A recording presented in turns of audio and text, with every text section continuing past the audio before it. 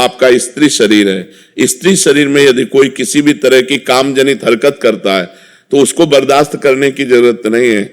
हमारे सरकारी कानून हैं, उन कानूनों का सहारा लीजिए और बचिए। पहली हरकत में ही उसको दंड देने का विधान कीजिए, दूसरा कदम बढ़ाने की कोशिश ना होने पावे। ये अध्यात्म को समझिए।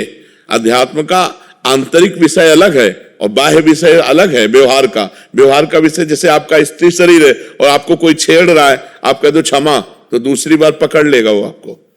और कानून इस समय भारत की स्त्रियों के प्रति बहुत सपोर्ट में है, बहुत सुंदर सुंदर कानून बने। दुरुपयोग न करें, लेकिन अपने प्रति अगर कोई ऐसा अक्षम्य अपराध करने की सोचे तो उसको रास्ता ना दे, क्योंकि आजकल राक्षसी बुद्धि बढ़ रही है, बच्चियों के प्रति बड़ा क्रूर स्वभाव बन रहा है। हाँ, तो हमारा बिल्कुल पहले कदम में ही, पहली दृष्टि में ही आप तुरंत कानून का सहारा लो और उनको दंड दिलवाओ।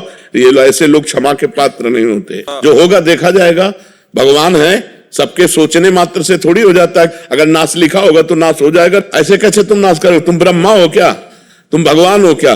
देखेंगे हम। बिल्कुल डरपोक नहीं बनना चाहिए, बिल्कुल हिम्मत रखना चाहिए। देखेंगे अगर हम ऐसे हो, देखो बिल्कुल फिट तैयार रहना चाहिए। मरना जिस दिन है उसी दिन मरेंगे, लेकिन इसके बीच में तुम हमको हस्तक्षेप करोगे, बिल्कुल कड़क रहना चाहिए। और अगर ये जरा भी इस तरह का कि एक दो लोग हस्तक्षेप कर रहे हैं तो किसी तरह बचकर निकलना चाहिए और इसके बाद फिर सरकारी सहयोग लेकर के अपने बचाव पक्ष को रखना चाहिए। ये समाज अब ऐसा नहीं क्षमा करने लायक।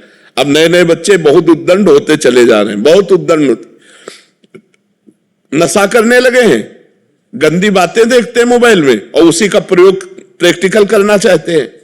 तो गंदे गंदे आचरण, गंदी गंदी बातें हो रही। तो हम बहनों से प्रार्थना करते हैं, बिल्कुल क्षमा मत करो। मेल नहीं होना चाहिए। अगर हमसे गलती हो गई तो एक बार गलती हो गई, माना कि तेरे साथ एक बार गलती हो गई तो ये थोड़ी मम्मी जाने, पापा जाने, विश्व जाने, तो बार बार थोड़ी हम ब्लैकमेल होते रहेंगे। एक बार हमसे त्रुटि हो गई, एक बार गलती हो गई, दबना नहीं चाहिए कि एक बार हमसे गलती होगी, हम भेद खुल जाएगा। जो भगवान से बिलग है, जो धर्म से बिलग है, जो अध्यात्म से बिलग है, भरोसे लायक नहीं 80 वर्ष का भी।